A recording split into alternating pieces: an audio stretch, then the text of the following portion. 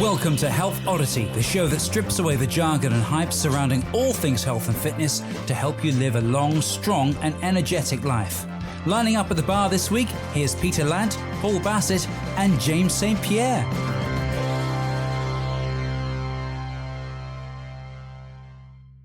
Hello and welcome to the Health Oddity podcast, episode 117. We are continuing our run of fantastic guests in 2022 this week with someone who I will introduce you to shortly. But first of all, we will go around and meet the usual hosts of the podcast and see how they're getting on. Mr. Paul Bassett, how are you doing? You've had an interesting weekend just gone. Yeah. I've everyone hear me okay? Always get paranoid. I know we're having complaints about my internet connection.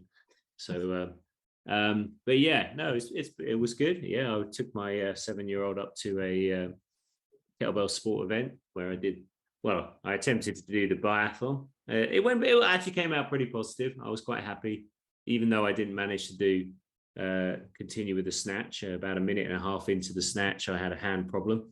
Which hadn't really plagued me during the run-up, but competition environment became an issue quite quickly. I enjoyed it. It was good. It was good to kind of get out there and road test some of the stuff I've been doing in my own time in complete isolation, with no one telling me whether or not it would actually work really. So it was good. Yeah, I enjoyed myself, and I've just got a week off now, which is good. So a week off of all training this week, is it? Just I just did some mobility and just took it easy, and actually feels weird not doing anything. But the training is often harder than the event. So actually I didn't feel too tired from doing the event, because usually after training you go straight into some strength work or whatever, or you do some conditioning. So it was good. It was good. The lead up was good. No complaints. I can't make any excuses really. There was a couple of mistakes that I made, just because I'm not used to being in competition. And I think, in hindsight, I could have done something slightly different in the snatch. I could have swapped my hands much earlier and finished the whole thing on my left hand. But, you make these mistakes when you're not thinking.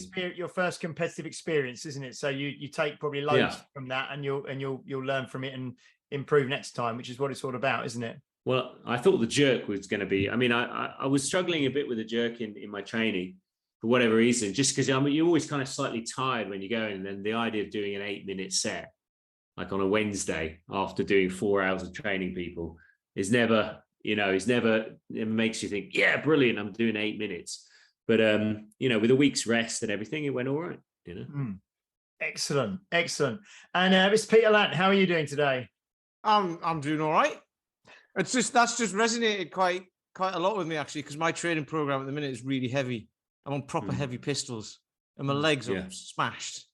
Yeah. They're just smashed. I haven't had that feeling for a very long time, and I can't stop eating. Especially at the minute, my whole house smells of bone broth at the minute because I've just had a pot of that on going for the last couple of days, and it smells lush, and the dog loves it. Sorry? Posh Bisto, yeah. But no, and I sent a message to Paul saying, I thought I had a parasite or something, because I just can't stop eating, because it's just it's one of those things, right? It'll cycle back down in a bit, but yeah, I'm tired at the minute because it's just so heavy. I think it's what we spoke about last week, wasn't it? Where, naturally, if your training volume or the training intensity or the weights you're using goes up a lot, you just tend to eat more. And then when the training gets easier, you eat a bit less. Yeah, totally. Yeah. And I say at the minute, I just can't stop. Honestly, I'm eating all day, every day. Well, that's why I had to lose 8 kilos. I had to lose 8 kilos because before, back in August, I was just because I was training so much, I was just eating all the time, and I was just hungry. I was eating too much, that's why I had 8 kilos to lose. But you kind of want to, don't you? Your body's just just give me some food. So that's a little, for any listeners who want to lose weight or anything, it's dead easy. You just do massive volume of pistol squats with a 40-kilo bell, and then eat as much as you like. There you go. Anyway, see you later. Pistols Anyway, and pizza. before we introduce our guests, I just have a very quick couple of well dones a general well done. We hosted the Tactical Strength Challenge at the weekend at Unique Results. We had a really good, we had a lot of members from Base Gym turn up with Gareth Doody and Mark Hassel. They were great guys. Gareth actually afterwards had a good chat with him. He says he always listens to our podcast when he's doing his cardio, I think, each week, and he really enjoys the podcast. And we'll get Gareth on at some stage in the future. Well done to everyone for Tactical Strength Challenge. And Edith, who is a friend of the show and Unique Results legend. Edith, 63 years old, got her 105 kilo deadlift PB and 123 snatches in 5 minutes with the 12. So she was great. So give Edith a little shout out, and everyone else who did the Tactical Strength Challenge at Unique Results. Anyway, now we have a fantastic guest, and she's been sat there very patiently while we've been chatting. So it is Vicki Causer from Real.Strong.Women.co.uk. And we will have a bit of a chat with Vicki and find out everything that she does with her business, with her online programming, with her studio, with her workshops. But first of all, we will get to know Vicki. Hello, Vicki. Hello, thank you for having me. Okay. Vicki's someone I've been aware of for a long time in the health and fitness industry. I've known of Vicki, and I know Vicki's husband Ben as well through numerous courses in the past and things, and also through a mutual kind of friend stroke coach, I think Chet Majaria, a friend of the show who's been on the show before. So it's really great to finally get Vicki on the podcast. Vicki, do you want to tell us and the listeners a little bit about yourself, about your background, about how and when you moved into the health and fitness industry, and then created Real Strong Women, and just a little bit about that, and we can kind of dip in and out and ask questions as we go, if that's okay. Yeah, of course. I started Real Strong Women, it must be 5 years ago now. I'm actually a probation officer by trade. That was what I did for my whole life since I was 20. And then I had my children. I was always into training, and obviously I was married to Ben, who was personal trainer at the time.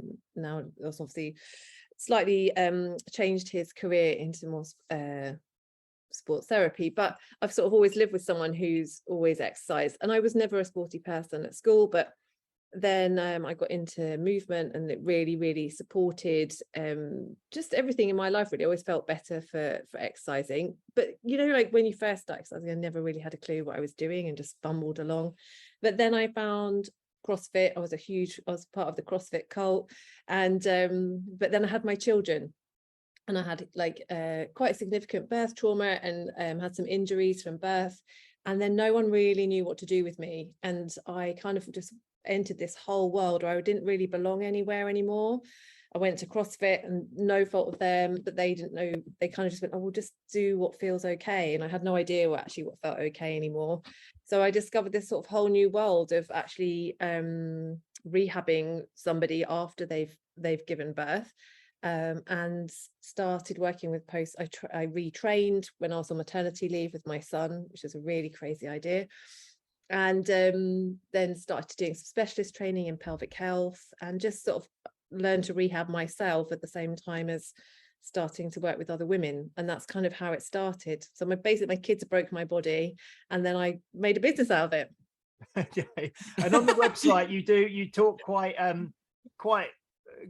openly and quite graphically about what happened to you through birth, and then the kind of the thoughts you had and the issues you had after that. And I think why I really wanted to get you on the podcast is lots of our listeners are women, obviously, and the way that I kind of see that you sort of specialize in training women, obviously, but for me, it seems that you're taking it through different phases of a woman's life, as well as they kind of like you mentioned when women are young, and then sort of prenatal and postnatal, and then you mentioned kind of perimenopausal as well, and kind of as you move through. So there's really a whole life cycle there, isn't there, of different I suppose considerations and different kind of different education that's required, and maybe it's not saying that people can't exercise through all stages of life, but there's going to be different considerations and maybe different slight adjustments and things that you're going to need to make. Is that right? Definitely. And I think when I first started out, I was a postnatal mum, so I tended to work with postnatal mums. And then then sort of as my business developed, I realized that actually there's so many different challenges, especially, I mean, not that there aren't any for men, but for women, there's some quite unique challenges throughout a lifetime. And I was writing some material for a gym that I delivered training to yesterday, and we were talking about the challenges through a woman's lifetime in relation to exercise, but actually it really is like an opportunity. And we were trying to like reframe it. If you Google, birth trauma or hysterectomy or menopause, it's all quite negative stuff.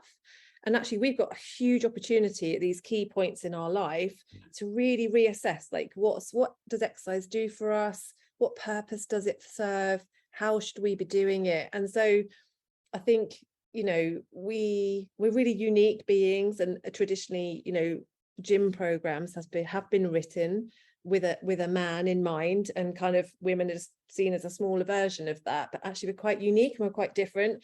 So it's been fantastic to learn more about my body as a woman, and stuff I wish that we'd been taught at school, like about your menstrual cycle and how powerful you can really be at certain times. And actually, when you start transitioning into perimenopause and beyond, like what's actually happening in your body and what does that mean for your training? So it's actually really fascinating, and there's so much that you could go into so many rabbit holes on it. So sometimes I have to really pull myself back, because we can't all be experts in all things. But yeah, so I sort of start always, my specialism really starts with pelvic health, but actually pelvic health is something that's impacted by all of those key times in a woman's life. And then we are really thinking about those considerations about how to train, because it's so important. It's like, it really is, especially for menopause and beyond. Training, exercise is a non-negotiable if we want to live a long and healthy life. So that's interesting though, because obviously there's these stages in life, and people think, when do I stop training? And it's like, you don't, do you? There's always something you can do. And I have this a lot when people go, I've got older, things are starting to hurt, so I need to stop. It's like, no, you just need to maybe step back a bit. And then you can gain back strength, and then still not get back to where you were necessarily if you're getting older, but you can, as we've said before, slow down the aging process. But I think speaking about menopause, we had Helen Hall on ages ago, and she was talking about it, and it was kind of like one of those things with like low mood and all of that, and then like you go and see the doctor and they think you're depressed, or they want to give you antidepressants, and it's like, well, it's not that. It's menopausal symptoms, and actually training helps with that, doesn't it? Definitely. But I think that we've got this like real cycle, and sort of society has fed into it that women are quite vulnerable and need to be protected at key times of pregnancy, postnatally, and menopause. You're kind of, if you Google that, you're going to dry up and die. It's like dire. And you've outstayed your welcome. You've outstayed your welcome. But I see it a lot with the women that I work with. They kind of, some of the menopausal symptoms, gaining weight around your middle, and therefore your risk of stress incontinence goes up, and then you're less likely to move, and then you're losing your bone and your muscle mass, and your risk of osteoporosis goes up, and you can get caught in this really vicious cycle. And then your movement bubble just gets smaller and smaller and smaller. And then you end up with those special classes for like over 60s. And actually, we don't need special classes. We just need to really understand what training we need and what it can do for us. So I think we just need to understand the barriers that people find to training and understand them, so then we can give them a way forward. Especially, like I talk about pelvic health all the time, so it's totally in my bubble, but just stress incontinence. Half of all women will suffer with stress incontinence, and men do too, but obviously women talk about it a little bit more. And that stops people moving because they don't want to leak in public, or they just stop doing all the things that would actually be really beneficial for them, because no one there's no education or understanding about it. So that's a real challenge. A quick one on that. You just said half of all women, so that's obviously a lot. Yeah. And is that over a certain age? Half of all women over 40? 1 in 2 women who give birth. Sorry, 1 in 2 women who give birth will suffer with stress incontinence. I don't actually know the figures for women who don't have children, but it costs the NHS some, I can't remember the figure now, billions, billions. Yeah. And actually we've got so many preventative measures and responsive measures we can put in place, but again, the dots don't always get joined up. But this is where it can then be self-fulfilling, like what you just said about getting osteoporosis and blah blah and all of this sort of stuff. It can be self-fulfilling, can't it? Because then women can then say, well, I can't walk down the street without this happening, so therefore lifting weights is just not going to happen. And then you get lots of stories about women joining gyms or joining joining exercise programs and go, I'll just stand at the back because I leak, so therefore I'll do it over there, and then nobody sees it and what have you. But that's okay because that's perfectly normal.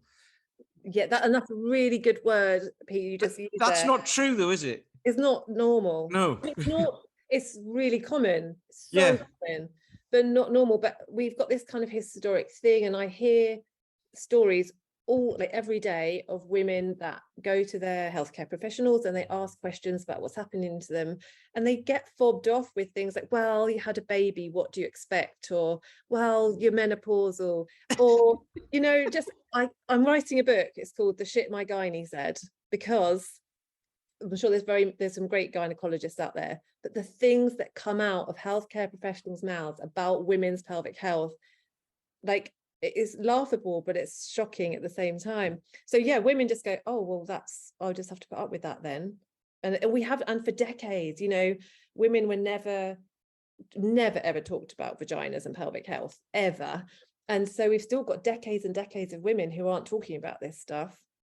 Yeah, actually it's happening to so many of us, and is a huge reason why women aren't moving, and then aren't loading their bones and their muscles and all the good stuff, and then are getting horrendous chronic illnesses and diseases and living really long but unhealthy lives. Are you seeing the thing is, sorry, just are you seeing things change? I mean, what I was going to say, I remember I've been doing this for close to 25 years now, and when I started, like you said, there used to be these over 50s classes, were quite common. And nowadays, I think maybe it's because I'm getting older as well, but you think 50 is not old now. No. It's not old, but there used to be these over 50s classes, which were really, and because I started, in my about 20 years old, for me then 30 years to 50 is a long way off. And you had these over 50s classes that were really kind of scaled back. They were really tame. They were really, like you say, wrapping people in cotton wool and being very, very careful, bubble wrapping people and giving them really simple, certainly not heavy exercises to do.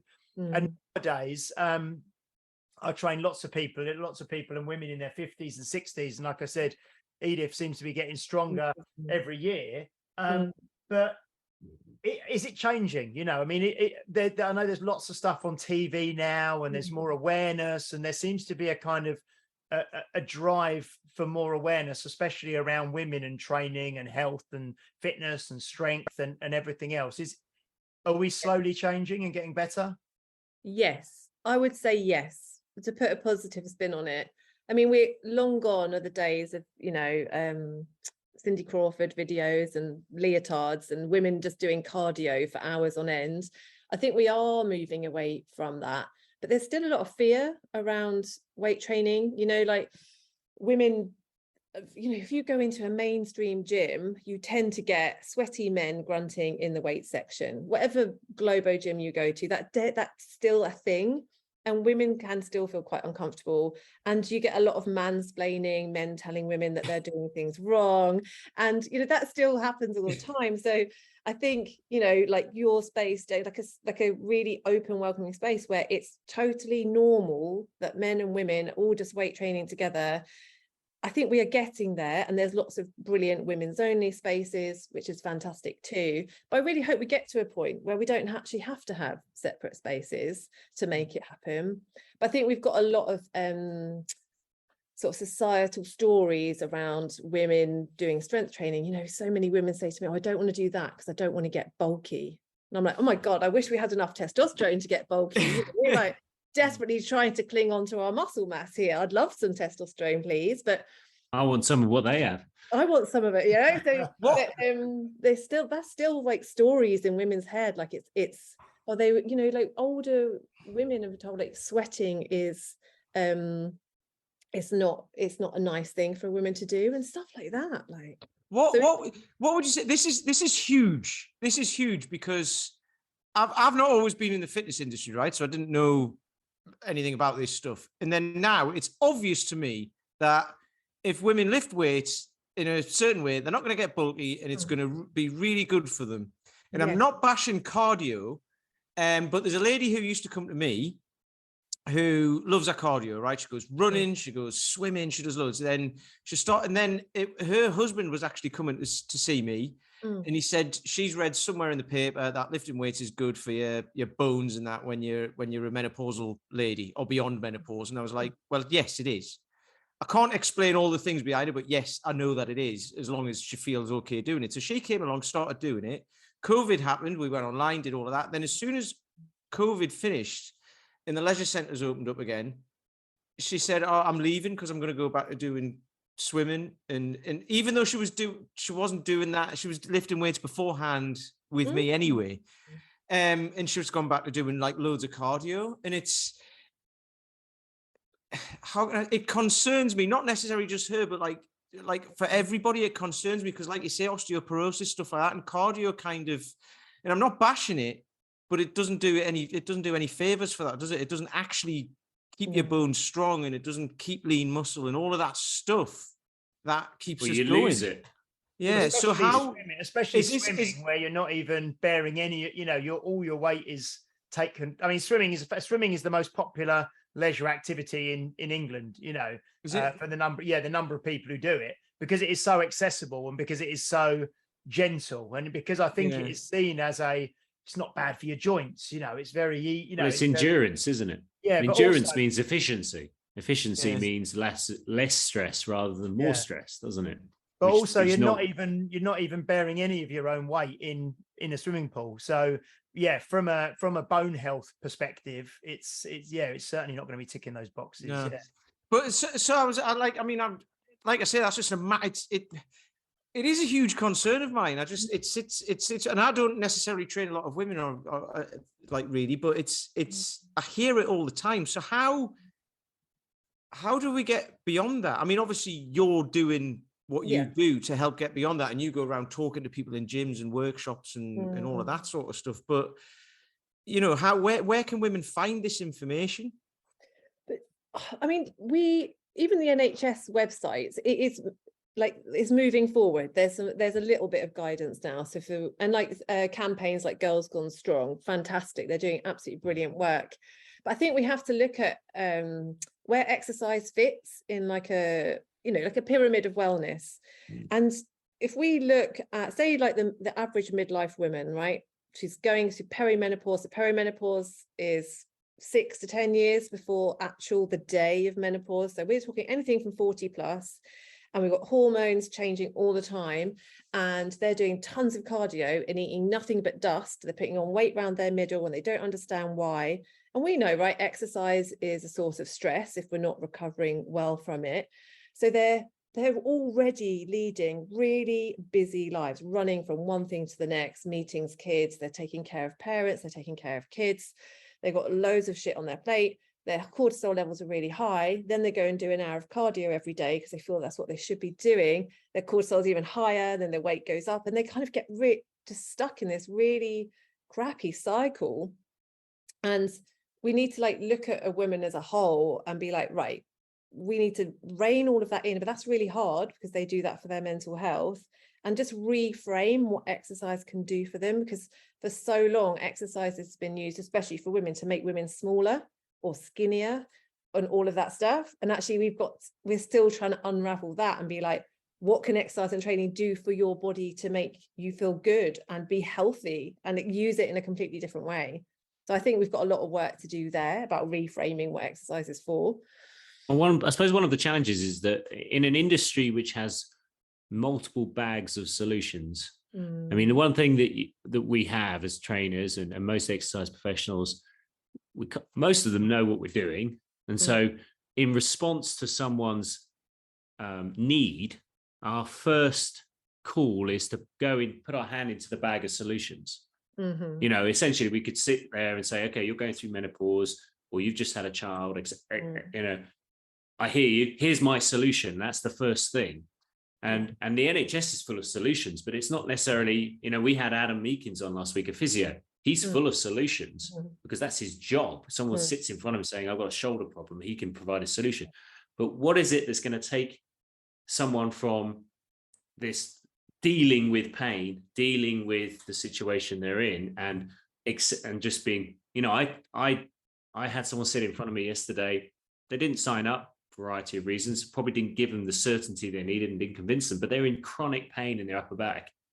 They were told that they need to do strength training, but for whatever reason, there's not enough of a need, or there's not enough confidence to do it. So people are quite happy to put up with stuff. What are you seeing that's taking someone from a person who needs to do something, who understands intellectually and is living in discomfort, to suddenly saying, actually, I can do something about this, and I want to, and I do believe it's going to be fixed, rather than just seeing it as another solution that someone's putting in front of them? I think there's two things there. I think we've got a little bit, like, all of us have to deal with this, like giving someone what they want versus what they need, like this long, you know, I'm a relative newbie to the health and fitness industry, but even when I was a probation officer, it was a little bit the same.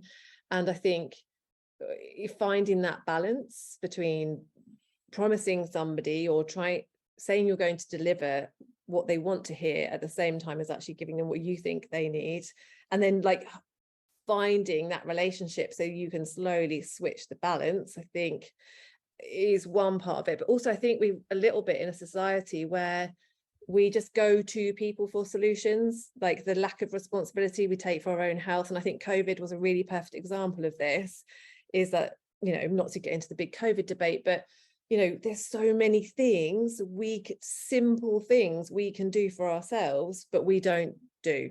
And it's much harder to take action on those things. It's much easier to go to your GP and say, I'd like some drugs for this, please, for this chronic pain, because actually it's really hard for me to change my stress, sort out my sleep and my nutrition and what I put in my mouth.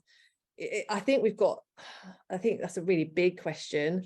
And I think it's all about relationship building to get somebody to the point to understand what the point of exercise is and why they might want to sign up to do that. But also I think fear, the unknown. I still think there's tons of education to do around exercise and movement. It's That's huge, a very isn't short it? answer to a big question.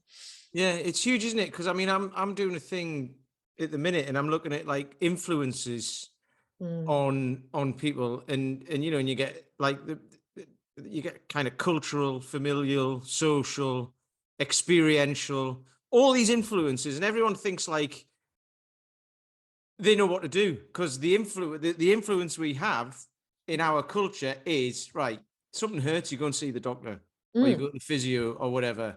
You have kids, therefore your pelvic floor is not going to be very strong after that. And it's all there, isn't it? So this is the thing, and it comes at you from every angle because it's permeated through our culture. Because since the dawn of time, men have lifted weights, women have looked after the kids, and that's been the way it is. And then you have to mollycoddle the women, and then it comes through like that. And it's actually changing, isn't it? But it takes so long. But when you've got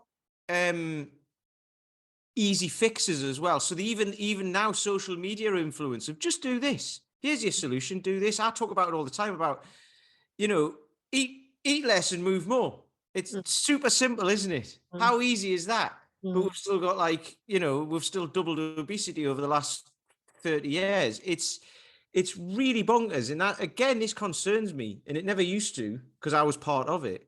You know, so it's, I don't know where I'm going with that. I just it hit me, but no, but it's the cultural aspect. So how do we change that? I mean, you know, like the NHS is massive, and you know, it's one of those things. The people within the NHS are doing everything they can to help people.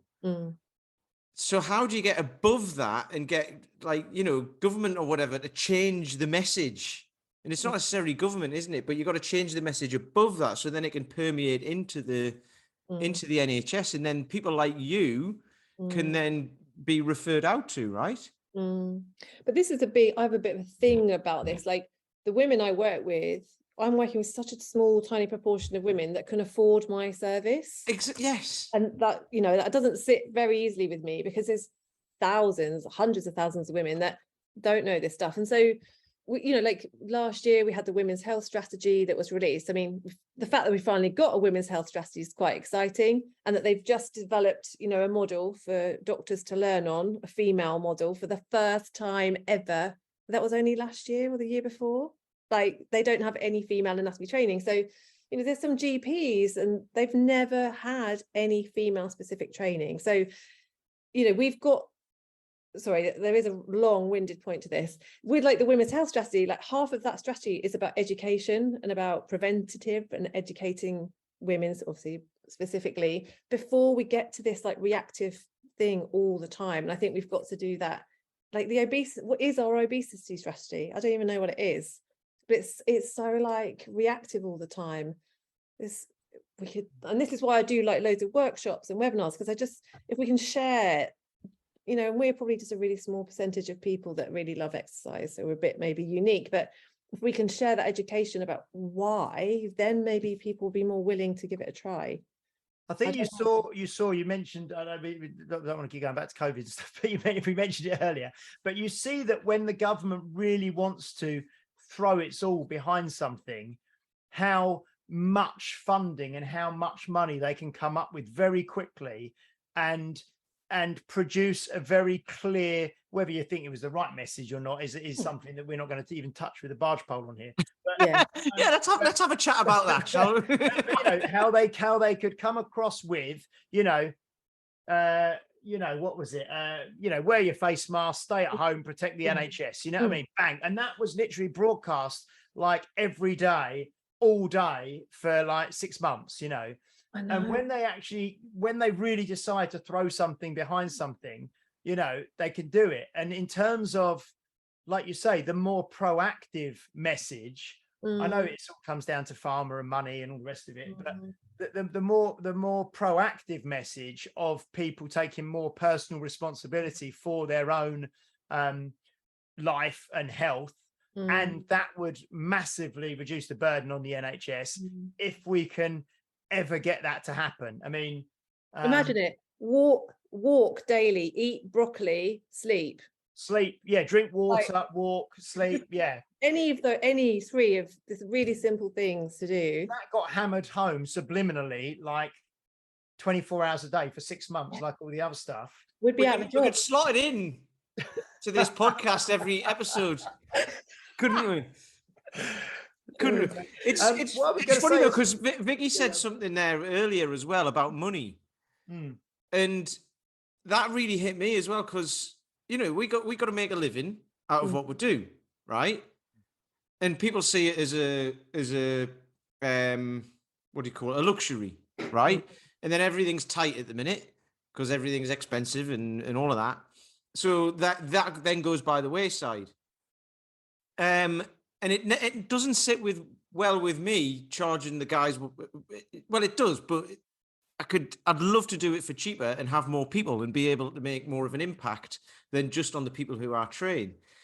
And you were saying about the amount of money that is spent in the NHS just dealing with the problems and not actually creating a solution. And I think there was a stat about type 2 diabetes is the same. Just treating type 2 diabetes is massive. And that's not even the research that doesn't include research going into actually doing something about it. And it's this, you know, it's the same for this, the same for menopause, the same for everything. So all of that money is there. it's just being thrown at the problem.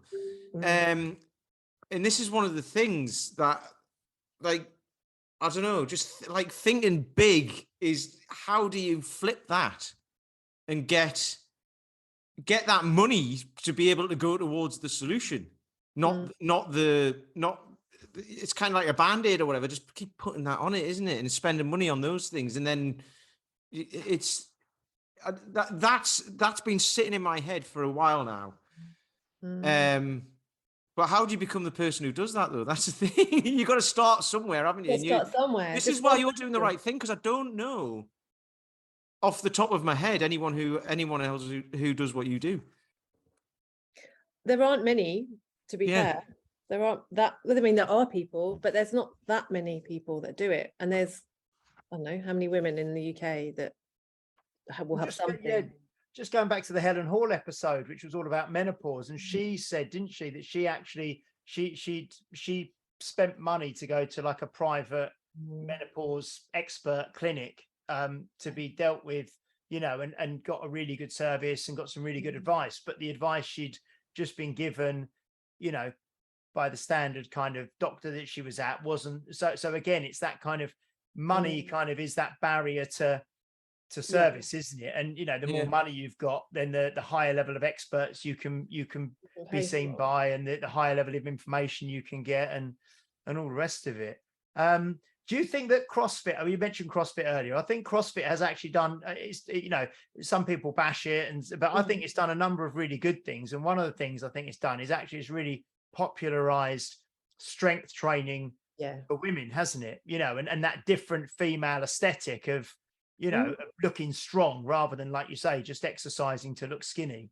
Yeah, I think, you know, CrossFit does get bashed, and I loved CrossFit, and I loved the community that came with it, and which I think is actually really important, especially for women.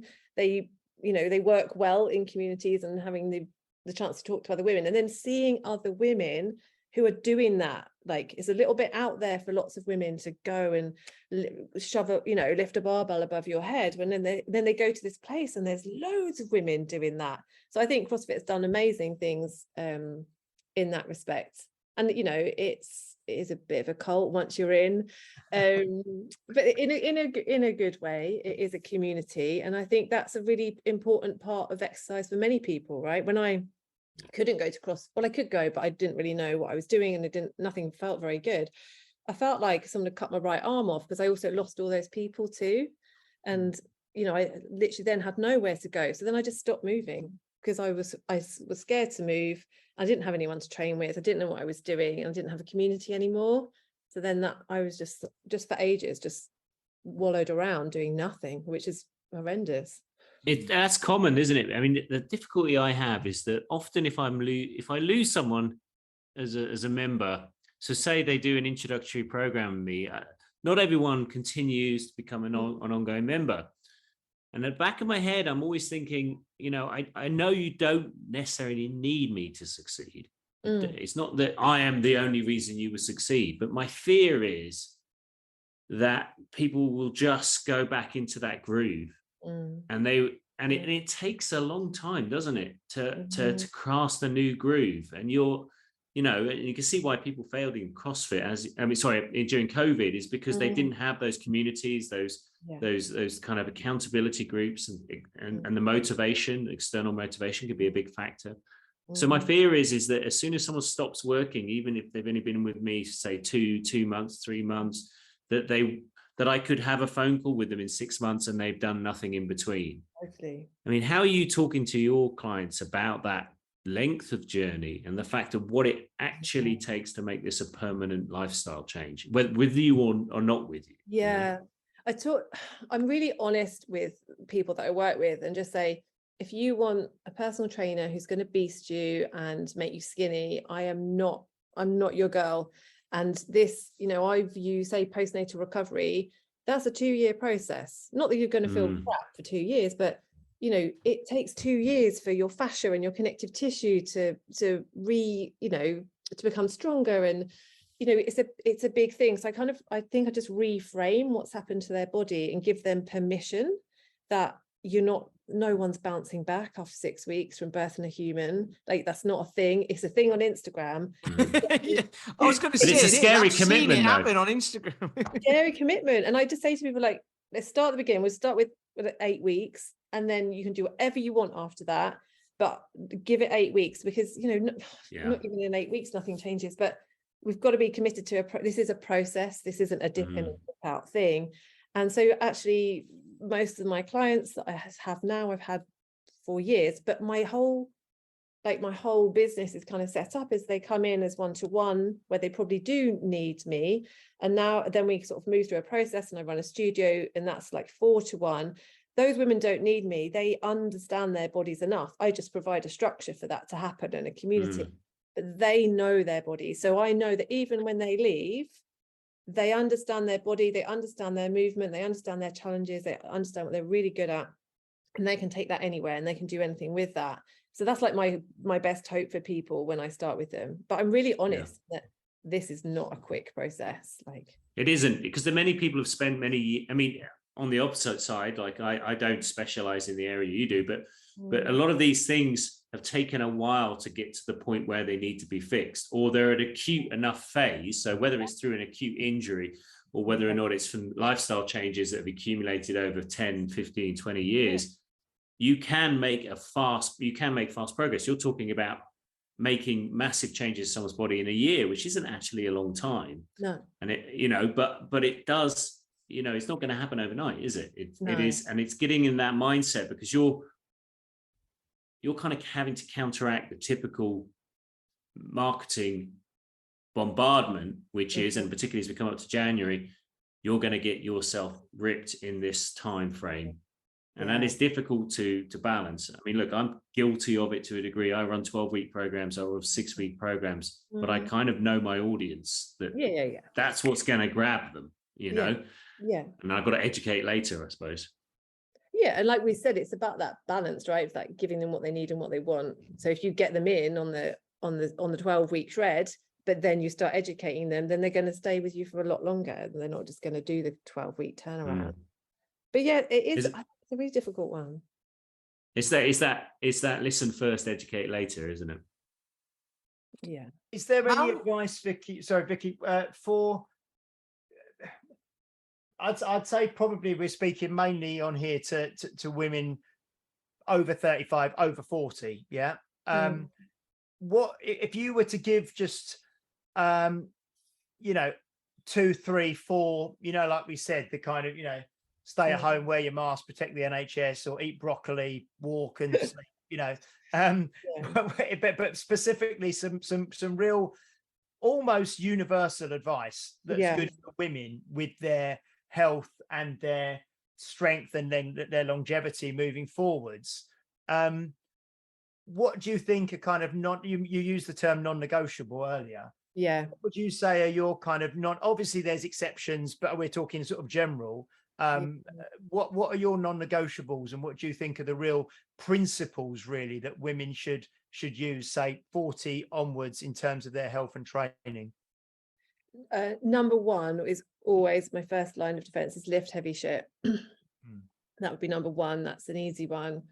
Number what two. What do you mean by that? I'm just thinking for the listeners. What okay, so lift weight enough to get a response from your body. So we have swathes of beautiful pink 1 kilo dumbbells in Argos, in sports shops, and everything that is 1, 2 or 3 kilos comes in a pink or a purple, and it drives me nuts. Right? Women's handbags weigh more than 5 kilos, so I don't know what these 1 kilo, 2 kilo weights are for, but they're always pink or purple. I find it really offensive. And I was just redid my website, and I was trying to look for images of women weightlifting. Oh dear God, is there women with 1 kilo dumbbell with some amazing hot fitness PT behind a male one helping her with her 1 kilo dumbbell? Oh right, okay.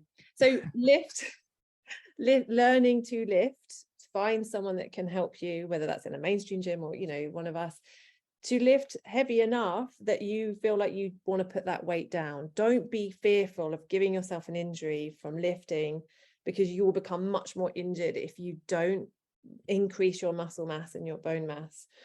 So lift heavy shit. So whatever's, I mean, maybe 1 kilo is heavy for you, not to dismiss 1 kilo. Maybe that is enough for that person at that time. But, you know, I see it. As soon as you're ready to move on to 2 kilos, move on to 2, you know. Yeah. And don't stay stagnant. I think women are really good at this. They get a plan. It fits in their lifestyle. They're like, I can do that. I know exactly what I'm doing. And they do the same thing over and over again for months on end.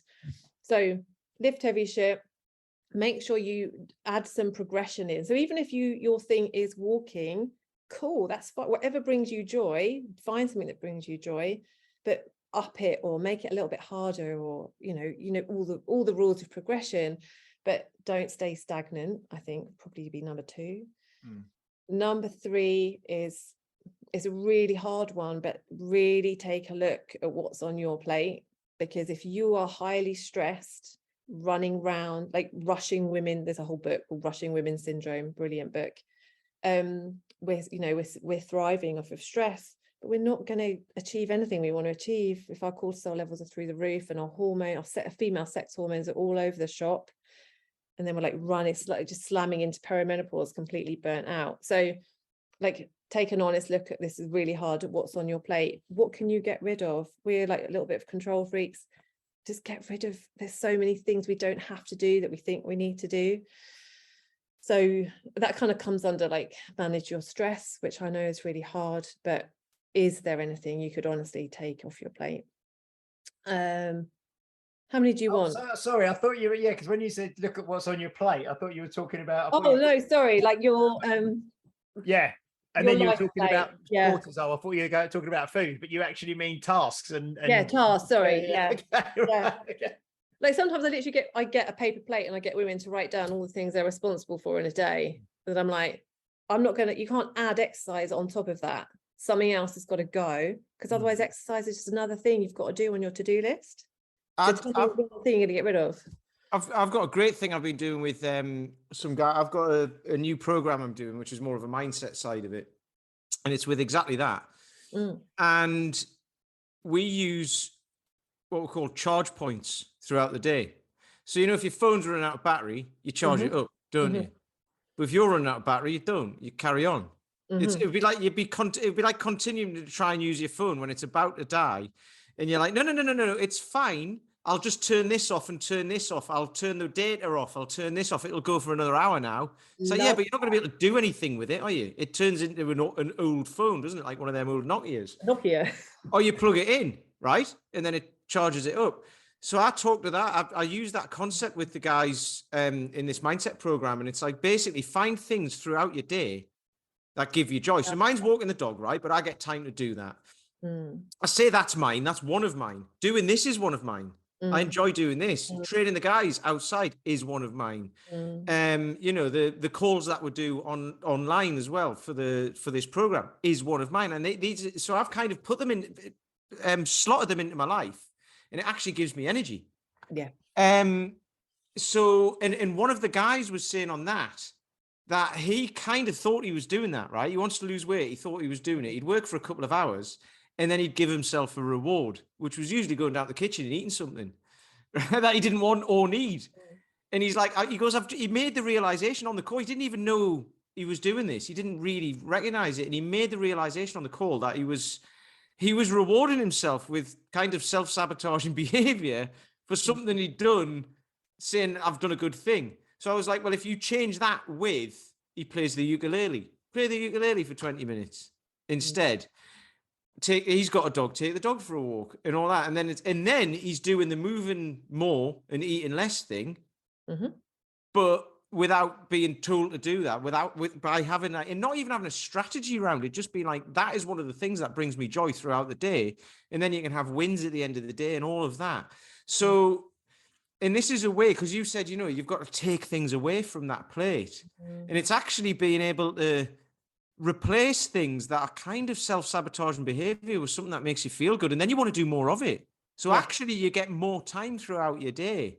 And I just think, that really hits home, because people struggle with that because they think they need to add more in. And it's like, you need to think about what you're adding in though, because it's more stress. I love that analogy with the mobile phone. It's absolutely brilliant. Yeah. So Vicky, we got the lift heavy shit. Yeah. We've got the take things off of your plate. Yeah. And we've got the we'll lift heavy shit and make sure you've got some element of kind of progression, or you know, you're constantly trying to improve and move forwards. You're not being stagnant. And taking stuff off of your plate. Yeah. I have one more. Yeah. Yeah. As a woman, if you feel there is something wrong with your body or it's not going right, especially in relation to your pelvic health, don't literally sit on it for 10 years thinking that, oh, well, I'm a woman, what do you expect? Or any of those things, because there is so much that we can do about it. And if you go to a GP and you get fobbed off, find someone else or go to a different GP. And I say, just don't put up with stuff like, you know, your body. And, you know, I literally spoke to someone yesterday who questioned her doctor about whether she should be on this medication. And he said to her, well, what, do you know better than me then? So what I'd say is just like, learn as much as you can about your body and use it, because knowledge really is power, but use it when things are going brilliantly, great. But when they're not, you need that knowledge about your body. Say, this is not okay for me, and to get some help with that. You can't solve everything yourself, but to get some help with it. There's so many things that are literally ruining women's lives, especially in relation to pelvic health. They're not going out, they're not seeing people, they're literally stopping their lives. And there's so much that we can do. It's just finding the right person to help you. So don't sit on shit. I think what we'll have to do, Vicky, we have to start to wrap up in a minute, but it'd be great to get you back on and maybe talk about perimenopause, do maybe an episode specifically about an area, or a stage of life, and we can delve more deeply into that. But this has been a really good kind of overview. So what is it that you so first of all, the Real.Strong.Women, yes, how did you come up with that name, and what does that kind of mean to you, and what's the ethos behind it? So I mean, my original business was called Strong Mama, because I was working with postnatal mums, and I was like, actually it's just about real everyday women. And I kind of, social media helped me with this one, because women aren't supposed to be strong. I kind of wanted to go against the grain a little bit. So I mean, essentially I just labeled it after the people I work with. Real strong women, they're strong in so many ways, and if they come to me to get stronger physically, but obviously it's completely interlinked with your mental health. So it just kind of says what it does on the tin, and that's honestly just kind of how it came about. And like on my first website I just literally had pictures of all my clients, all tiny little squares. I just asked them to send me a picture of them. So the first thing you saw on my website was real women, just real women, not Instagram women, not ones that have done all their makeup and got their lighting right, just real women that are doing exercise, and they're all sizes, like just women of every different type. And that's what women look like. That's what we're, we just want to be strong to live our life, and that's kind of as simple as it is. Excellent. Well, what we'll do, and we'll obviously, I'll talk to you as well about getting you down to Unique Results in Chelmsford to do one of your workshops as well in the near future. I know you do. I know you've got online programming.